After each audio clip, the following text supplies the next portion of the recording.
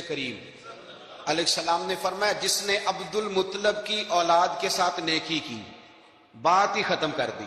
عبد المطلب کی اولاد میں حضرت عباس کا خاندان بھی شامل، عبد المطلب کی اولاد میں حضرت جعفر طیار کا خاندان بھی شامل، حضرت سیدنا میر حمزہ کے بچے بھی شامل۔ حضور فرمانے لگے جس نے عبد المطلب کی اولاد کے ساتھ نیکی کی قیامت کے دن مجھ پر لازم ہے کہ جب وہ مجھ سے ملے گا تو میں اسے صلہ دوں گا، میں اسے۔ اعلیٰ حضرت یہ حدیث لکھ کے کہتے ہیں ہمیں صلے کی ضرورت ہی نہیں ہے، جو نبی پاک نے کہہ دیا نا جب وہ مجھ سے ملے گا تو مصطفیٰ سے ملنا ہی سب سے بڑا صلہ ہے، یہی سب سے بڑا صلہ ہے۔ بیدم شاہ وارسی کہنے لگے عدم سے لائی ہے ہستی میں آرزو رسول، عدم سے لائی ہے ہستی میں آرزو رسول، یہ کہاں کہاں لیے پھرتی ہے جستجو رسول۔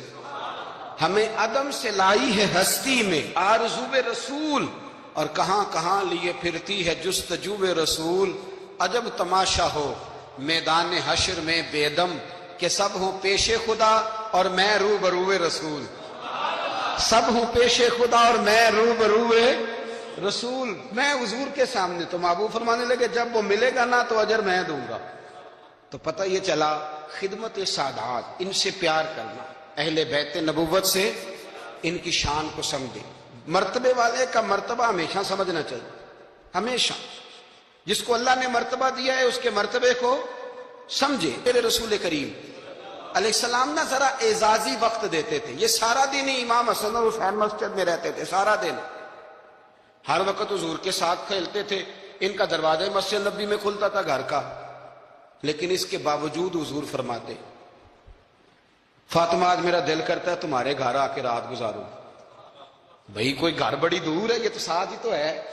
تو سیدہ فاطمہ فرماتی ہیں میں نے کہا حضور بڑی خوش نصیبی ہے، تو محبوب نا رات کو میرے گھر میں آ کے سوئے۔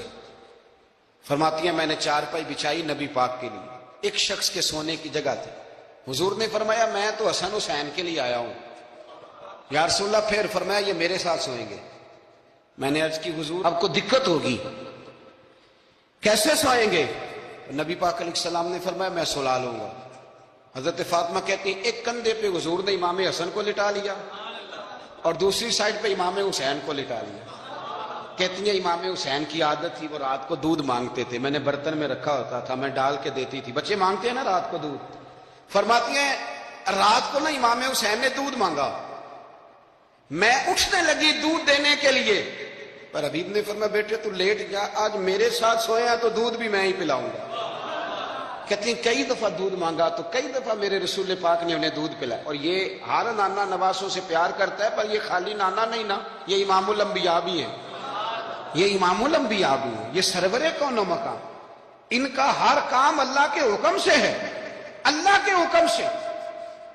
حضرت سیدنا عبداللہ ابن عمر رضی اللہ تعالیٰ عنہ فرماتے ہیں کہ نبی پاک نے پیغام بھیجا سیدہ فاطمہ کو، فرمایا حسن کو بھیجو میرا ملنے کو دل کر رہا ہے۔ تو کہتی ہیں وہ گھر میں نا دیر ہو گئی امام حسن کو آنے میں۔ اعلیٰ حضرت فرماتے ہیں مجھے لگتا ہے کہ بی بی صاحبہ غسل کرانے لگ گئی، کپڑے تبدیل کرا رہی تھی، مائیں کرتی ہیں نا بچہ باہر جانے لگا تو واپس آ پہلے کپڑے بدل، تو ذرا دیر ہو گئی تو نبی پاک بے چین ہو گئے، میں حسن آ کیوں نہیں رہا، آ کیوں نہیں رہا، میرا ملنے کو دل ہے۔ فرماتے تھوڑی دیر گزری تو امام حسن نے دروازہ کھولا سیدہ پاک کا، جب دروازہ کھولا تو رسول کریم نے دونوں بازو یوں کھول دیے اور نبی پاک گھٹنوں کے بل زمین پر بیٹھ گئے۔ امام حسن بھی جب اندر سے نکلے تو انہوں نے بھی یوں بازو کھولے، تو کہتے ہیں رسول کریم کے جب گلے سے آ کے لگے تو عبداللہ ابن عمر کہتے ہیں میں نے حضور کی آنکھوں میں آنسو دیکھے اور محبوب ان کا ماتھا چوم کے کہنے لگے اے اللہ میں ان دونوں سے محبت کرتا ہوں، تو بھی ان سے محبت فرما، تیرے اللہ جو میرے حسن حسین سے محبت کرے اس بندے سے بھی محبت فرما، جو ان سے پیار کرے اس سے بھی۔ ہمارے بزرگوں کو نا اہل بیت سے بڑا پیار ہوتا تھا، اصحاب کے بھی غلام اور اہل بیت کے بھی۔ میں نے کہا ہے کہ اب ہمارے مزاجوں میں نا خشکی آ گئی ہے، اور یہ اخلاق کی بات کریں، یہ سیدھی سیدھی نماز روزے کی بات کریں، اصول کی، وہ جو ادب تھا، وہ جو عشق تھا، وہ جو وارفتگی تھی، وہ حسن کدھر گیا؟ حضرت عمر سے زیادہ تو اصول پسند کوئی نہیں نا، ان سے زیادہ سخت مزاج اصول پسند بندہ تو کوئی نہیں نہ ملے گا امت کو۔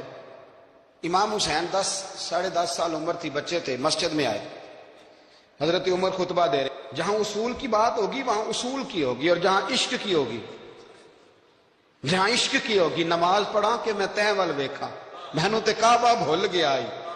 تو امام حسین آئے مسجد نبی میں، حضرت عمر خطبہ دے رہے تھے، مولا علی کے ساتھ آئے بچے جمعہ پڑھنے، امام حسین آئے تو جناب عمر کے سامنے کھڑے ہو گئے، کہنے لگے عمر نیچے اترو، میرے نانا کا ممبر ہے۔ حضرت علی نے بازو تھاما، کہا یہ کیا کہہ رہے ہو؟ تو جناب فاروق اعظم فرمانے لگے جمعہ ہو رہا ہے، خطبہ ہو رہا ہے، لوگ جمعہ پڑھنے آئے ہوئے، اس میں اب بچہ آ جائے تو کیا جمعہ چھوڑا جائے گا؟ لیکن جہاں ادب ہے وہاں ادب ہے۔ حضرت علی کہنے لگے حسین یہ کیا کہہ رہے ہو، بیٹھ جاؤ۔ تو حضرت عمر فاروق فرمانے لگے علی آپ نہ بیچ میں ہیں، یہ میرا اور حسین کا معاملہ ہے، آپ نہیں بیچ میں ہیں، آپ ہٹ جائیں، میرا اور حسین کا مسئلہ۔ کیا کہا بیٹے؟ کہا عمر اترو، میرے نانا کا ممبر ہے۔ اتنا بڑا آدمی جسے کیسر و کسرا ہلا نہ سکے، جو درہ مارے تو زمین کا زلزلہ رک جائے، جو سورج کو حکم دے تو سورج چہرہ بدل جائے، وہ شخص جو دریا کو خط لکھے تو خشک دریا بہنے لگے، عمر اترو میرے نانا کا ممبر ہے۔ فاروق اعظم زمین پہ اتر آئے، ہاتھ باندھ کے کھڑے ہو، کہنے لگے حسین میں اتر گیا ہوں پتر، ممبر تو تیرا ہے یا تیرے نانا کا ہے؟ ختم ہو گئی بات۔ تو حضرت امام حسین کہنے لگے جا کے اپنے نانے کے ممبر پہ بیٹھ جا۔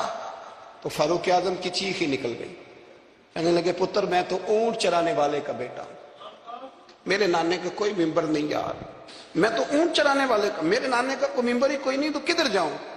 امام حسین کہا اچھا کوئی نہیں ممبر آپ کے نانا کا کوئی نہیں؟ کہا نہیں۔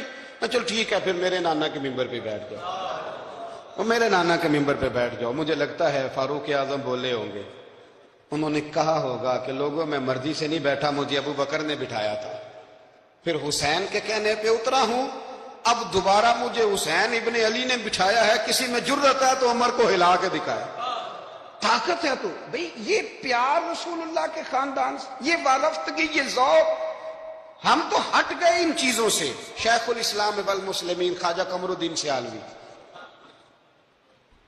خواجہ صاحب سچ مچ کے شیخ الاسلام تھے، اور اللہ تعالیٰ نے انہیں بڑا ہی اعزاز عطا فرمایا، بڑی بات تھی، ایسے شیخ بھی کم دنیا میں ہوتے ہیں، اور 20 علماء ان کے مرید تھے۔ پنڈی کے علاقے میں نا اپنے بہت سارے علماء، کسی علماء کی میٹنگ میں گئے تھے، علماء کافی تھے، تو ایک سید عالم تھے، انہوں نے نماز پڑھائی، عالم بھی تھے اور سید بھی تھے، جماعت کرائی، تو نماز کے بعد پتہ چلا کہ کوئی ایسی واضح غلطی ہو گئی ہے کہ نماز ہوئی نہیں۔ اب ہمارے تو کسی نمازی کو کسی مسئلے کا پتہ چل دے دوسروں کو جینے نہیں دیتا، کہتا صرف میری نماز ٹھیک ہے تم سب کی غلط ہے، اور پھر بندہ عالم ہو، اسے پتہ ہو مسئلے کا، تو پھر وہ سانس لینے دے، یہ بڑا مشکل کام ہے۔ علم یہاں بالکل زیادہ ہو تو پھر بندے کو حوصلہ ہوتا ہے، اس پہ کو پتہ ہے تھوڑا پانی ہوتا ہے نا برتن میں تو آوازیں زیادہ نکالتا ہے۔ علماء سارے کہنے لگے جی جلدی سے بتائیں جی حضرت صاحب وہ نماز نہیں ہوئی، تو خواجہ صاحب نہ چپ کر جو، پتہ مجھے بھی ہے نماز نہیں ہوئی، پر مسئلہ یہ ہے میرا مولوی نہیں نا، یہ رسول اللہ کا خاندان ہے، اور تیری نسل پاک میں ہے بچہ بچہ نور کا، فرمایا یہ حضور کا خاندان ہے، چپ کر جاؤ، طریقے سے بات کرنی، ادب سے۔ اور کوئی عالم ہوتا تو میں لقمہ دیتا، یہ سادات ہیں، چپ کرو۔ چلو کہنے لگے میں نہ سوچ رہا ہوں کہ کوئی جملہ مل جائے تو شاہ جی کو کہوں کہ نماز نہیں ہوئی، حالانکہ بڑے عالم تھے خواجہ صاحب، بہت زبردست قسم کے محقق عالم۔ تھوڑی دیر کے بعد کہنے لگے لو جی مجھے نا مل گیا جملہ، میں شاہ جی کو بتانے لگا ہوں۔ کب بتائیں؟ تو سلام لیا آگے جا کے، شاہ جی کے ہاتھ چومے، کہنے لگے حضور آپ کے پیچھے نماز پڑھی ہے، سید ہیں تو مزہ بڑا آیا ہے، ان 4 رکعتوں کا بڑا ہی مزہ آیا ہے، ہمارا دل کرتا ہے ایک دفعہ یہی نماز دوبارہ نہیں پڑھا دیتے، مزہ ہی بڑا آیا ہے نا، ذرا ایک دفعہ دوبارہ نہیں پڑھا دیتے نماز، مزہ بڑا ہے۔ تو شاہ جی کہنے لگے لگ مجھے بھی رہا تھا نماز کوئی نہیں ہوئی، پر میں کہہ رہا تھا شاید میرا وہم ہی ہو، لگ رہا تھا کہ نماز نہیں ہوئی۔ تو آپ بڑے سمجھدار آدمی ہیں، آپ نے سید کا ادب بھی بچا لیا ہے اور مسئلہ بھی بتا دیا ہے۔ تیری نسل پاک میں ہے بچہ بچہ نور کا، تو ہے عین نور، تیرا سب گھرانہ نور کا۔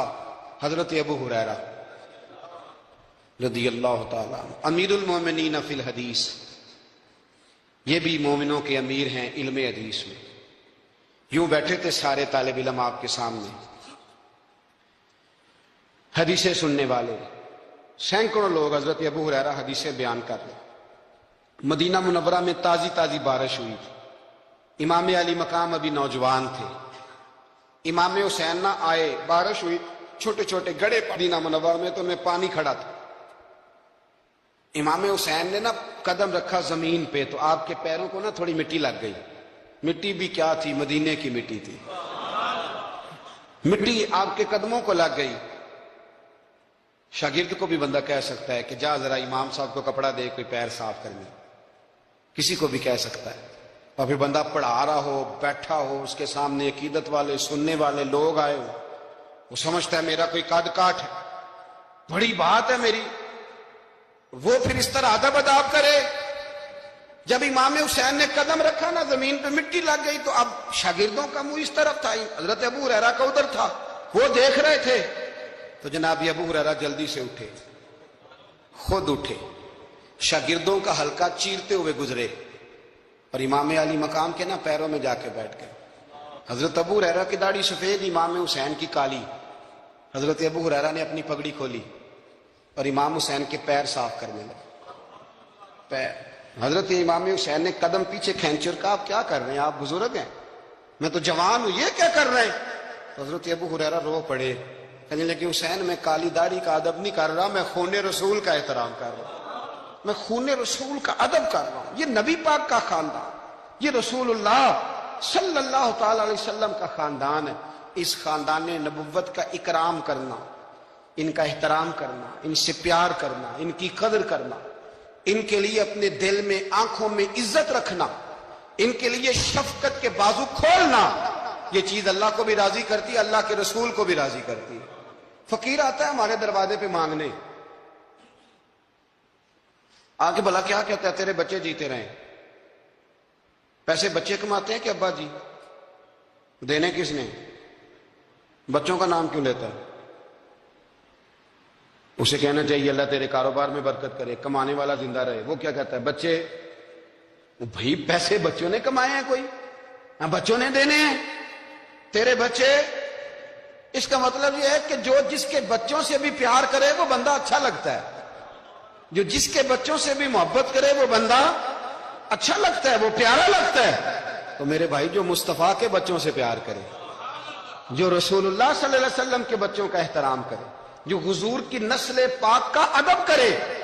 میرے اعلیٰ حضرت رحمت اللہ علیہ کا طریقہ تھا کہ اگر کچھ سید شاگرد آتا تھا نا، سید زادہ، تو اعلیٰ حضرت اس طرح کرتے تھے کہ جہاں استاد بیٹھتا ہے وہاں اسے بٹھاتے تھے، اور جہاں لائنوں میں پھٹیوں پہ شاگرد بیٹھ کے پڑھتے ہیں وہاں خود بیٹھتے تھے، اور فرماتے تھے شاہ جی یہ آپ کے گھر کا ہی ہے سارا کچھ، چلو ڈیوٹی ہماری لگ گئی تھی بتانے کی تو میں آپ کو پڑھا دیتا ہوں، یہ آپ کا ہی ہے۔ آپ حضرت عمر بن عبدالعزیز کے پاس کوئی سید زادہ آتا تھا تو آپ تخت سے اتر آتے تھے، اس کو تخت دیتے تھے، کرسی دیتے تھے، اس پر بٹھاتے تھے۔ اہل بیت ہمارا ایمان ہے، ہماری اولادیں اور ہماری اولادوں پر جتنا کرم اللہ کرتا ہے، اور اللہ نے ہمیں جو کچھ دیا ہے یہ مصطفیٰ کی اولاد کا صدقہ ہی تو دیا ہے۔ آپ کدھر نکل گئے؟ سنو، میں فتاوی رضویہ پڑھ رہا ہوں، اہل سنت کے امام کی بات کر رہا ہوں۔ سنو، حدیث پاک لکھی اعلیٰ حضرت، 2 حدیثیں لکھی ہیں، ذرا حسن دیکھنا۔ پہلی حدیث کے راوی خود مولا علی شیر خدا ہیں، اور اعلیٰ حضرت رحمت اللہ علیہ کنز المال اور ابن عساکر کے حوالے سے حدیث لائے ہیں۔ کیا خوبصورت انداز ہے میرے رسول پاک صلی اللہ، یہ مسئلہ بیان کرتے ہوئے نا کہ سادات کو ہدیہ دو، زکوٰۃ نہ دو، ہدیہ دو، خدمت کرو، یہ مسئلہ بیان کرتے ہوئے اپنی بات کو مضبوط کرنے کے لیے 2 حدیثیں لائے، اور فرمانے لگے کہ مولا علی شیر خدا رضی اللہ تعالیٰ عنہ فرماتے ہیں کہ میں نے خود اپنے پیارے حبیب سے سنا ہے، نبی پاک صلی اللہ تعالیٰ علیہ وسلم نے ارشاد فرمایا کہ جو میرے اہل بیت کے ساتھ اچھا سلوک کرے گا میں خود قیامت کے دن اسے صلہ عطا کروں گا۔ یہ حدیث مولا علی شیر خدا سے روایت ہے، اور جو اگلی حدیث اعلیٰ حضرت نے لکھی ہے تاریخ بغداد کے حوالے سے، اس حدیث کے راوی امیر المومنین حضرت عثمان غنی رضی اللہ تعالیٰ، حضرت عثمان غنی راوی ہیں۔ اور ذرا جملے دیکھیے، نبی پاک صلی اللہ علیہ وسلم نے کیا فرمایا؟ یہاں اہل بیت کے لفظ نہیں، پچھلی حدیث میں اہل بیت کا لفظ تھے، یہاں اہل بیت کے لفظ نہیں۔ اللہ کے محبوب صلی اللہ تعالی علیہ وسلم فرمانے لگے جو شخص بھی عبد المطلب کی اولاد کے ساتھ دنیا میں کوئی نیکی کرے، میرے دادا کی اولاد کے ساتھ، فرمایا جو بھی عبد المطلب کی اولاد کے ساتھ دنیا میں کوئی نیکی کرے۔ اور یار سننا، کبھی اس طرح بھی ہوتا ہے، کبھی اس طرح بھی کہ بیٹی غریب ہو، میں مثال دے کے بات سمجھانے لگا ہوں، یا بچے کسی جگہ بھی وہ تعلیم حاصل کر رہے ہوں تو باپ جاتا نہیں کنٹین پہ جا کے کہہ دیتا ہے کہ میرے بچے جو مانگے دے دینا، مہینے کے بعد بل بنے گا تو میں ادا کر دوں گا، یا جو مانگے دے دینا۔ ٹیچر سے کہتا ہے بچے کو چیزیں دے دینا، پیسے میں دے دوں گا، میرے جو بچے ہوئے۔ دیکھو حسن، دیکھو میرے رسول پاک علیہ السلام نے جو بیان کیا۔ اللہ کے محبوب صلی اللہ علیہ وسلم فرمانے لگے جس نے عبد المطلب کی اولاد کے ساتھ دنیا میں کوئی نیکی کی، فرمایا اس کا صلہ مجھ پر لازم ہے، اور صلہ میں اسے تب دوں گا جب قیامت میں میری اور اس کی ملاقات ہوگی۔ جب قیامت میں میری اس سے ملاقات ہوگی تو میں خود اسے صلہ دوں گا، میں خود اسے صلہ دوں گا، میں صلہ دوں گا۔ قربان جائیں اعلیٰ حضرت بریلوی پر۔ اعلیٰ حضرت فرمانے لگے جو حضور نے دینا ہے وہ تو دینا ہی ہے، اور پتہ نہیں کیا کچھ دینا ہے۔ فرمانے لگے اتنا تھوڑا ہے کہ حضور نے فرمایا جو عبد المطلب کی اولاد سے نیکی کرے وہ قیامت میں مجھ سے ملے گا۔ تو یہ بہت بڑا صلہ نہیں کہ جو حضور کی اولاد سے پیار کرے وہ قیامت میں حضور سے ملے گا۔ جان دے دی وعدہ دیدار پر، تو وعدہ کریں دیدار کا، جان دینے کو تیار ہے۔ فرمایا جو عبد المطلب کی اولاد سے نیکی کرے مجھ پر لازم ہے صلہ دینا جب وہ مجھ سے ملے گا۔ اور یارو کھل کے پیار کرو میرے محبوب کی اولاد، سیدہ پاک سے، شیر خدا سے، امہات المومنین سے، حضور کی شہزادیوں سے، نبی پاک کے حسن سے، حضور کے حسین سے۔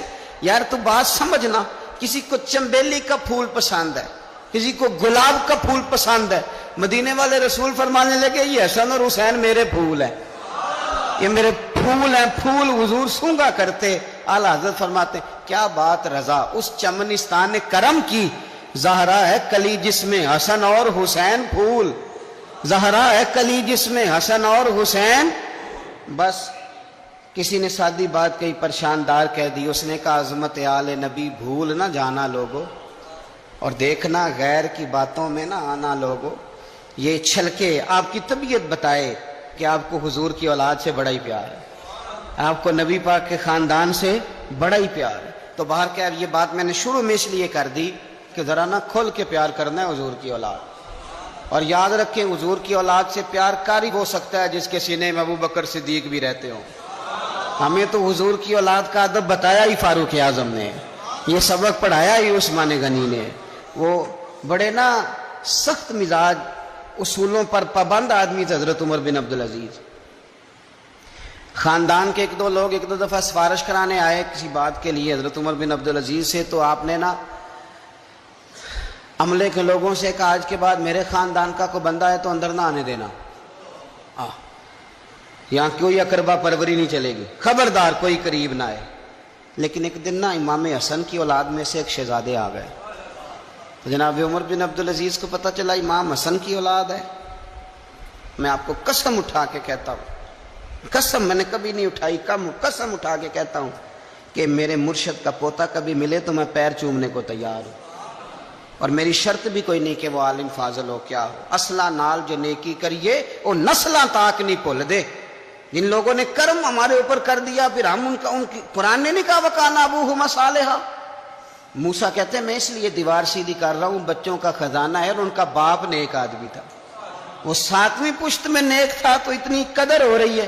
مجھے اپنے کسی استاد کا بچہ فون کر دے تو میں چپ کر جاتا ہوں، میں کہتا ہوں یار بات ٹھیک ہے، اصلہ نال جو نیکی کریے تو نسلاں تاک نہیں بھول دے۔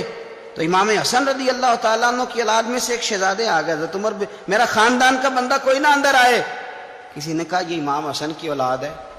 تو جناب عمر بن عبدالعزیز نے ممبر چھوڑا، تخت چھوڑا، شہزادے کو تخت پہ بٹھایا، پھر دونوں آنکھوں میں آنسو اور دونوں ہاتھ باندھ دیے، کہنے لگے شہزادے آج کے بعد آپ نے آنا نہیں، کوئی حکم ہو تو رکھا لکھ دے، اور اگر پھر بھی مجھ سے ملنا ہو تو مجھے حکم کر دے، عمر بن عبدالعزیز چل کے آپ کے پاس حاضر ہو جائے۔ تیری نسل پاک میں ہے بچہ بچہ نور، تو ہے عین نور تیرا سب گھر. تو ذرا ہوش سے ذرا تھوڑا سا نا ہماری کیفیت بتائے کہ ہمیں حضور کی اولاد سے بڑا ہی پیار ہے. اور ایک بات اور، سید کا بس صحیح العقیدہ ہونا شرط ہے. صحیح العقیدہ ہو، صاحب ایمان ہو. باقی آپ بحث نہ کریں کہ نمازیں کتنی پڑھتا ہے، عالم فاضل کتنا ہے. بزرگ فرماتے ہیں قرآن کا صفحہ اگر کبھی کیچڑ میں بھی گر جائے نا، اس پہ پیر نہیں رکھا جاتا، اسے پھر بھی دھو کے چوما ہی جاتا ہے، کیونکہ وہ صفحہ قرآن کا ہے. فرماتے ہیں تو سید پہ بحث نہ کر کے نیک کتنا ہے اور پرہیزگار کتنا ہے، کرتا کیا ہے، تو اپنے اعمال پہ غور کر اور یہ سمجھ یہ کوئی عام نہیں، یہ خون رسول ہے. اعلیٰ حضرت حضور کے بچوں کی شان بیان کرتے ہیں تو کہتے ہیں آب تطہیر سے جس میں پودے جمے. یعنی یہ جو سیدہ فاطمہ کے بچے پیدا ہوئے ہیں تو یہ آب تطہیر سے جس میں پودے جمے، اس ریاض نجابت پہ لاکھوں سلام. تو بڑی تسلی سے، بڑے ذوق سے، بڑے شوق سے منقبت سنیں پورا یہ محرم کے دار. بحث نہیں کریں، مہربانی کرنی ہے آپ نے، بحث شیث نہیں کرنی. میں نے آپ کو پہلے بھی بتایا تھا، پھر کہہ دیتا ہوں. میری اماں جی مینوں 10 محرم تو پہلے کہنا ٹوٹیاں لیا دے، کھیر ونڈنی ہے. مینوں لین جانیاں پیندیاں سن. میں کہنا اماں جی میں پوچھیا اپنے استاداں نوں، پرات وچ بھی ختم ہو جاندا ہے، پتیلے 'چ بھی ہو جاندا ہے، چلو ٹوٹیاں کو فرض نے. مینوں کہنا کہ میں تینوں ایڈا مولوی مندی نہیں تو مینوں مسئلے نہ سنا، تو کل دا بال ہے، جا ٹوٹیاں لیا. تو 2-3 درجن ٹوٹیاں میں لا کے دیتا. میں نے ایک دن پوچھ لیا، میں نے کہا اماں جی حکمت کیا ہے؟ میرے ساتھ بڑا پیار تھا اور چلیں بات درد کی طرف چلی جائے گی، رک جاتا ہوں، نہیں کرتا بات. تو میں نے ایک دن پوچھ لیا، میں نے کہا اماں جی مطلب ٹوٹیوں کی حکمت کیا ہے؟ تو کہنے لگے پتر، حضور کی اولاد کے نام پہ کسی کو کچھ شے دینی اور اسے کہنا برتن واپس کر کے جا.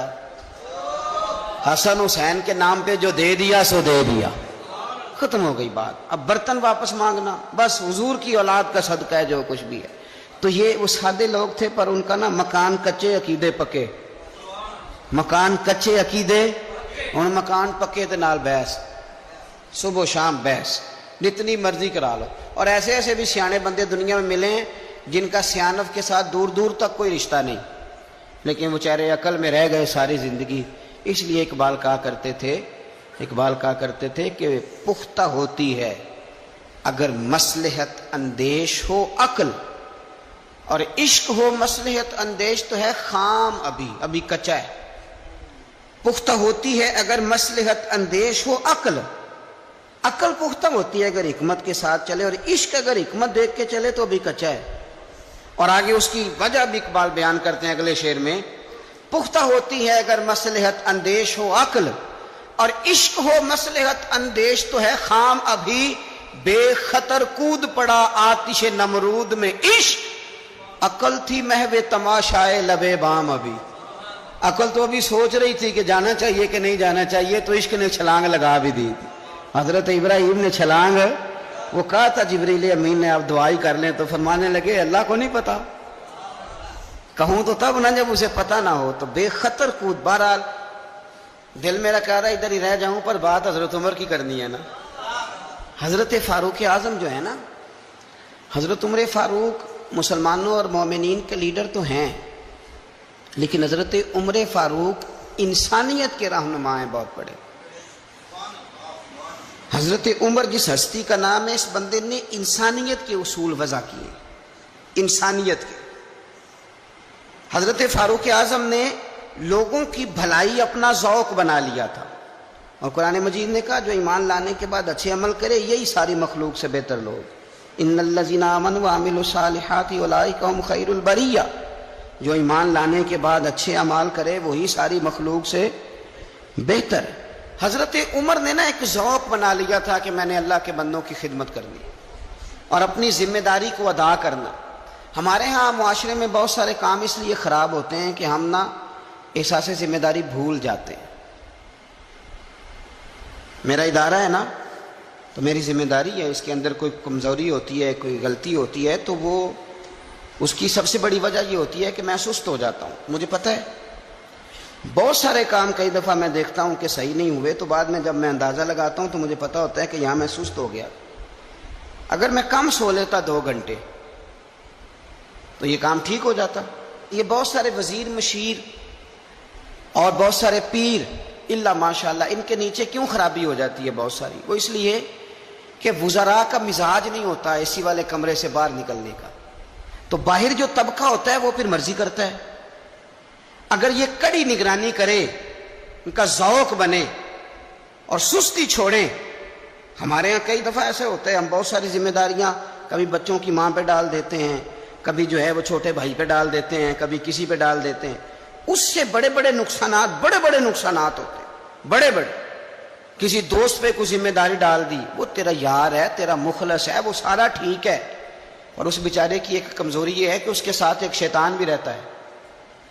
ضروری نہیں کہ وہ جان بوجھ کے کوئی غلطی کرے، اس کی نگرانی کر، اس کا احتساب کر، اس پر توجہ دے کہ وہ کیا کر رہا ہے. حضرت فاروق اعظم رضی اللہ تعالیٰ نے چھوٹی چھوٹی باتوں پہ توجہ کی، اور آپ نے ایک اصول بنایا. ایک اصول آپ کو یہ مل جائے گا، ابن جوزی علیہ رحمہ نے اس کو لکھا. حضرت عمر فرمایا کرتے تھے کہ حکومت چونکہ میری ہے تو ذمہ داری بھی.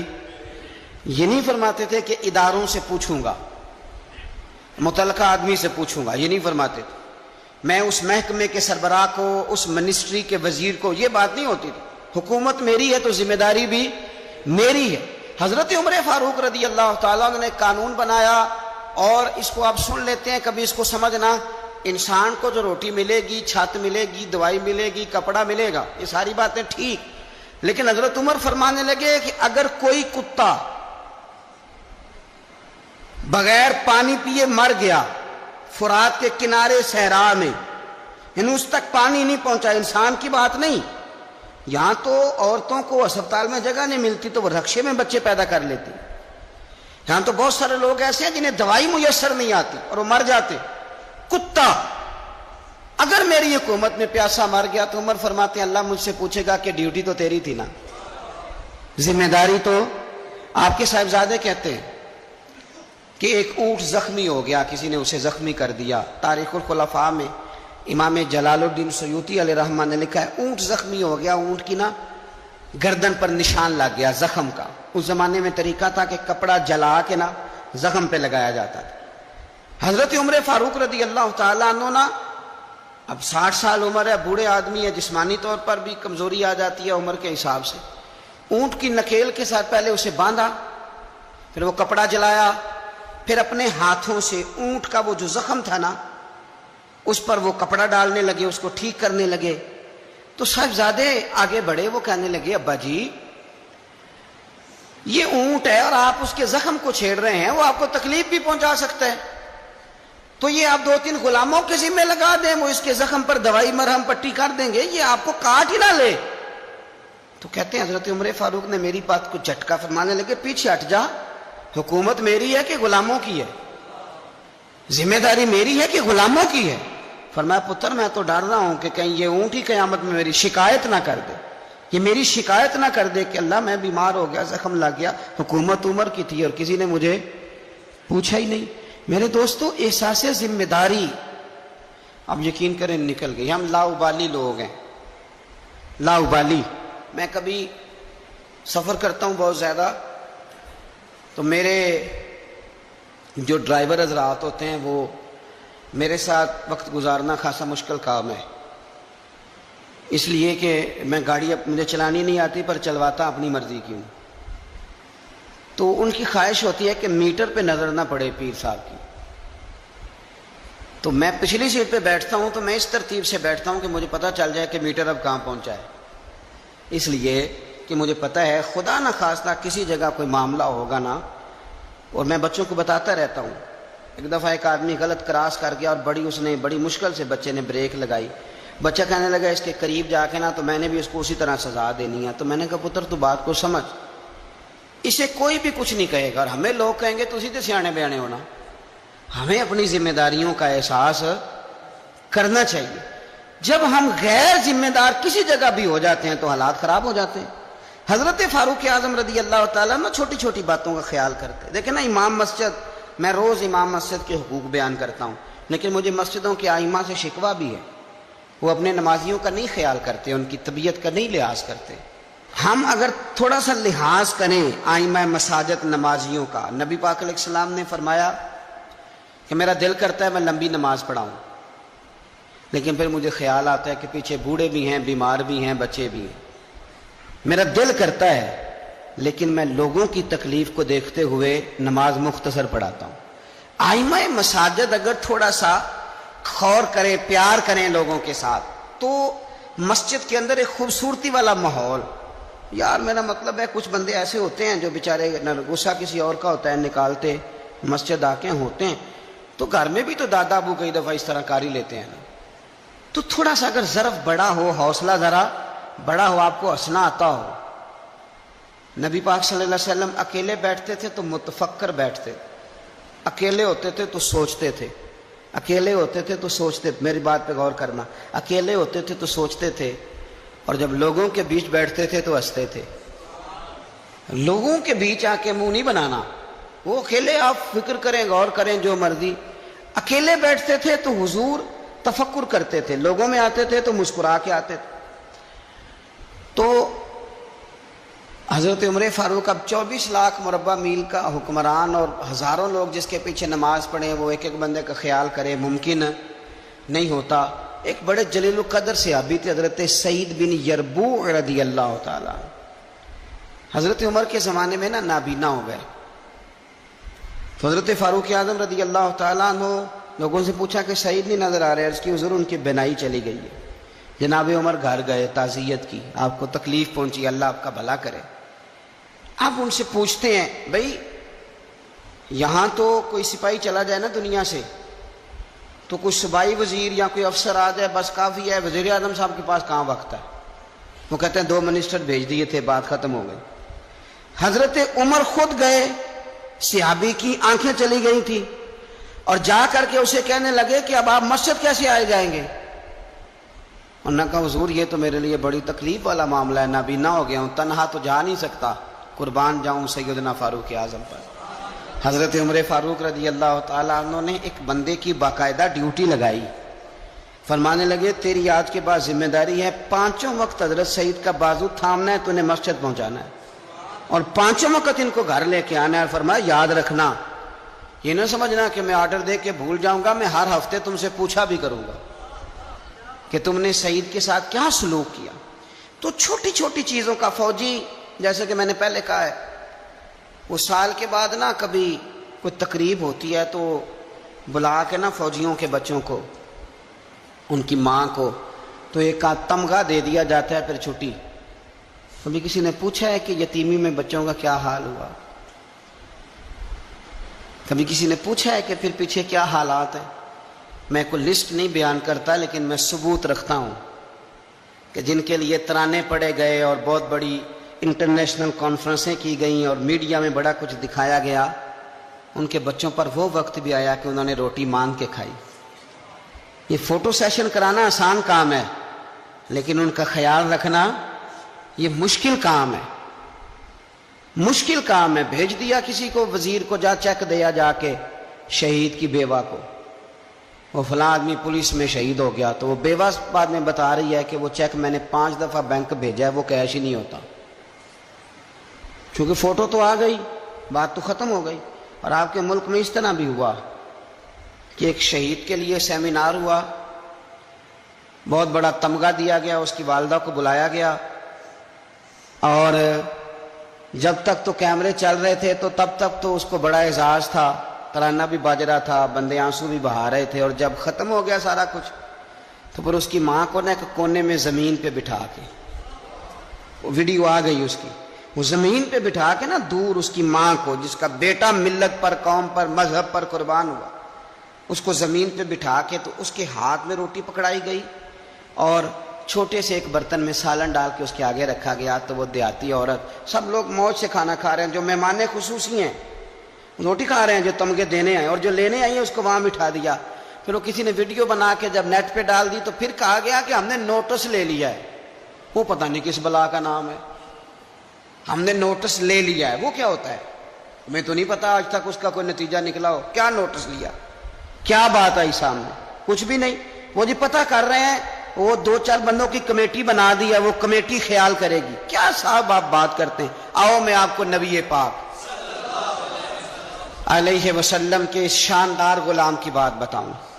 صحیح بخاری میں حدیث، صحابہ کہتے ہیں حضرت عمر فاروق رضی اللہ تعالیٰ عنہ کے پاس ایک خاتون روتی ہوئی آئی، کہنے لگی خامد میرا شہید ہو گیا اور 4-5 بیٹیاں چھوڑ گیا، تو گھر میں تو بکری کا کھور بھی نہیں، کوئی چیز نہیں کھانے پینے کے لیے. فاروق اعظم رضی اللہ تعالیٰ عنہ نے کمیٹی نہیں بنائی، چیک نہیں دیا، وہ ایک اچھا سا اور ایک خوبصورت سے پیکج کا اعلان نہیں فرمایا، بلکہ فاروق اعظم نے ایک اچھا تازہ تگڑا اونٹ مال غنیمت کے اونٹوں میں سے لیا اور 2 بوریاں اپنے ہاتھوں سے اچھے راشن کی بھری، اس کے اندر ڈھیر سارے نگد پیسے بوریوں میں ڈالے اور وہ دونوں بوریاں اونٹ کے اوپر اپنے ہاتھوں سے، بخاری پڑھ رہا ہوں، ان کی رسیاں باندھی. پھر اس عورت کے ہاتھ وہ لگام تھمائی اور اسے کہا پتر میں نے تجھے اتنا مال دے دیا ہے کہ جب تک یہ ختم ہوگا نا انشاءاللہ تب تک تیرے حالات بھی اللہ بدل دے گا، تیرے دن بدل جائیں گے جب تک یہ ختم ہوگا. وہ خاتون جانے لگی تو آپ فرمانے لگے بیٹا اونٹ نہیں واپس بھیجنا، یہ بھی تیرا ہی ہے، دے دیا تجھے. اب چلے گئی وہ خاتون. تو صحابہ کہتے ہیں ہم نے پوچھا کہ جناب آپ تو بڑے کفایت شعار ہیں، آپ تو بڑی بانٹ کے چیزیں دیتے ہیں، تو آپ نے اس بچی کو اتنا کچھ دے دیا اور بیک وقت دے دیا اور واقعی بہت زیادہ دے دیا اور نقدی پیسے بھی دے دیے.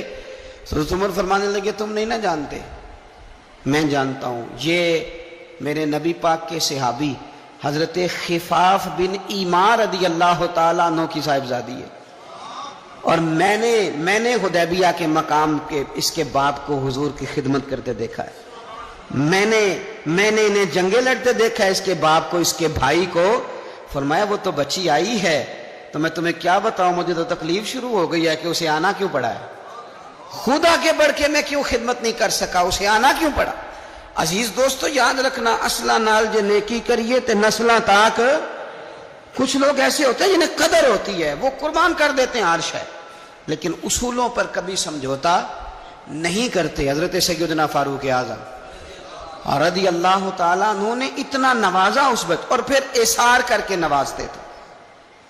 ہمارا یہ مزاج بن گیا کہ جو شے بھی آئے پہلے میرے گھر آئے، اور لوگ کئی دفعہ گھر بچاتے بچاتے سارا کچھ ضائع کر بیٹھتے، ہر شے، ہر چیز، حتیٰ کہ معاذ اللہ دین ایمان بھی، دعائیں بھی.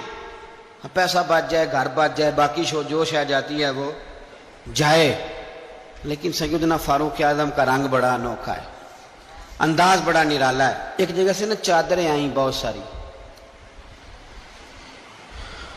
میرا خیال ہے کہ جو بہترین چیز ہوتی ہے نا وہ لوگ پہلے گھر رکھ لیتے ہیں. یہ قربانیاں ہوئی ہیں نا جی، تو 4-4 5-5 رانے جنہوں نے 6-6 بکرے کیے وہ پہلے انہوں نے سائیڈ پہ کر لی. مجھے ایک سنگی بتانے لگے کہ اس دفعہ آپ کی دعا سے خیر ہوئی ہے، ہم نے مکس کر کے گوشت بانٹا ہے، ورنہ پہلے اسی طرح کرتے تھے کہ جو رانے ہیں نا وہ ساری سائیڈ پہ کرو اور باقی پھر اکٹھا کر کے اللہ کے رستے میں دے دو. اللہ کی راہ میں جو دینا ہے، جو اپنی راہ میں دینا ہے اس کا طریقہ، اور اللہ کی راہ میں دینا ہے معاذ اللہ تو اس کا سٹائل اور ہے. فرمانے لگے کہ چادریں آئیں اور بڑی بڑی قیمتی چادریں آئیں، تو فاروق اعظم رضی اللہ تعالیٰ عنہ نے کوئی اس میں تخصیص نہیں کی، 1-1 2-2 3-3 4-4 بانٹتے رہے. چادریں تھی عورتوں والی. اب جو سب سے نیچے سے چادر نکلی وہ اتفاق سے بڑی شاندار نکل آئی. آخر میں جو رہ گئی نا، صبر کریں تے موتی مل سن تے ذکر کریں تے ہیرے. یہ صبر کریں تے موتی مل سن، ذکر کریں تے جے پاگلا وانگو رولا پاویں، نہ موتی نہ صبر کریں تے موتی مل سن، ذکر کریں تے. آج کل لوگ شور ڈال کے سارا کچھ کرنا چاہتے. تو چپ کر کے کونے میں بیٹھ جا، تو بیٹھا رہ، تو ڈرنا دے، پوچھنے والا خود ہی تجھ سے پوچھ لے گا تو کدھر سے آیا ہے. وہ ختم ہو گئی بات. صبر کیا نا جب وہ چادریں ساری، ایک چادر اب اپنے گھر والوں کے لیے انہوں نے چادر ابھی دینی تھی، وہ سب سے نیچے قیمتی چادر نکل آئی. تو چادر بڑی حسین ہے اور باری بھی حضرت عمر کی لگ گئی. ان کے گھر جانی تھی چادر ان کی اہلیہ کے لیے. تو ایک صحابی کہنے لگے یہ آپ کی زوجہ جناب ام کلثوم رضی اللہ تعالی عنہا پر بڑی جچے گی چادر، بڑی حسین ہے، اور یہ خاتون اول کو بڑی جچے گی۔ تو حضرت عمر کہنے لگے ام سلیت رضی اللہ تعالی عنہا ایک خاتون ہے، یہ چادر انہیں دوں گا۔ کہا ان کو کیوں دیں گے؟ فرمانے لگے اس لیے کہ احد میں جب بہت سارے لوگ زخمی ہو گئے تھے تو میں نے اس بی بی کو دیکھا تھا مسکیزہ اٹھا کے نبی پاک کے غلاموں کو پانی پلا رہی تھی، تو یہ خوبصورت چادر اس کے حصے میں آئے گی جس نے رسول اللہ کے دین کی خدمت کی۔ وہ حضرت عمر نے بتایا جو حضور کے دین کی خدمت کرتے رہے ہم ان کی خدمت کرتے رہے۔ فوجیوں کو بھیجتے تھے نا جب آپ جہاد پر، تو پیچھے سے فوجیوں کے گھروں میں جاتے تھے صبح خود۔ میں پہلے کہہ چکا ہوں کہ یہ نہیں کہتے تھے کہ محکمے والوں کی ڈیوٹی لگا دی ہے، خود جاتے تھے اور فوجیوں کے گھر والوں سے پوچھتے تھے کوئی سبزی تو نہیں منگانی، کہ نہیں حضرت عمر کوئی سودا تو نہیں منگانا؟ تو وہ خواتین کہتی کہ ہاں زیتون لانے والا ہے، پنیر لانے والی ہے، گھی لانے والا ہے، ستوں کی ضرورت ہے۔ تو فاروق اعظم نے لسٹ پکڑی ہے، تو بازار میں آتے تو شور مچ جاتا امیر المومنین آئے، لوگ پوچھتے آپ کیسے آئے؟ فرمانے لگے وہ فوجیوں کے گھروں میں سودا پہنچانا ہے۔ ایک دفعہ قحط بھی پڑا تھا حضرت عمر کے دور میں، عام الرمادہ اس کو کہتے ہیں، 8-9 مہینے بارش نہیں ہوئی تھی۔ حضرت عمر فاروق نہ شروع سے زیتون استعمال نہیں کرتے تھے، کچھ بندے کچھ چیزیں نہیں نہ کھا سکتے، ان کا مزاج نہیں ہوتا۔ میرا بھائی ہے گوشت نہیں کھاتا، میرا ایک بیٹا ہے سوائے گوشت کے کوئی شے نہیں کھاتا۔ اب یہ فرق ہے، کوئی کچھ کھاتا ہے اور کوئی کچھ کھاتا ہے، اب اس کا کیا کیا جائے؟ اپنا اپنا لوگوں کا مزاج ہے۔ ہمارے سامنے بہت سارے بندے بہت ساری چیزیں، اللہ کے فضل سے ناپسند کوئی شے نہیں، لیکن کچھ چیزیں انسان کی طبیعت پر سوٹ نہیں کرتی، اس سے وہ نہیں کھائی جاتی۔ یہ الگ بات ہے کہ لوگ پیر صاحب کو بلیک میل کرتے ہیں، کہتے ہیں کھائیں، ہم نے وضو کر کے پکائی ہے، یا آپ نے وضو کر کے پکائی ہے تو وہ جو دوائی کھا کے ہضم کرے گا، تو آپ مہربانی کریں، وہ نہیں کھانا چاہ رہا تو آپ اس کو تھوڑی سی گنجائش ہی دے دیں۔ تو حضرت عمر فاروق زیتون استعمال نہیں کرتے تھے، ان کی طبیعت کو تکلیف دیتی تھی۔ اب قحط کا زمانہ ہے، آپ کا مزاج تھا گھی کے ساتھ سالن پکتا تو کھاتے، تو قحط پڑا نا تو گھی بہت مہنگا تھا اور زیتون سستا تھا، تو حضرت عمر نے کہا سارے زیتون ہی کھائیں گے۔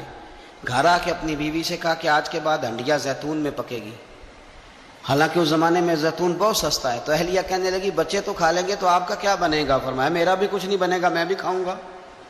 اب ایک آدمی نے ایک چیز کبھی نہیں کھائی پھر وہ روز کھانی پڑے، 4-5 دن بیت گئے تو پیٹ سے گڑ گڑ کی آوازیں آنے لگی، اس نے پیٹ خراب کر دیا۔ تو حضرت عمر امیر المومنین اپنے پیٹ سے باتیں کر رہے ہیں، فرمانے لگے جتنا مرضی شور کر، اپنے پیٹ سے کہتے ہیں شور جتنا مرضی کر، گھی تجھے اسی دن ملے گا جس دن میرے نبی کی ساری امت گھی کھانے لگ جائے گی۔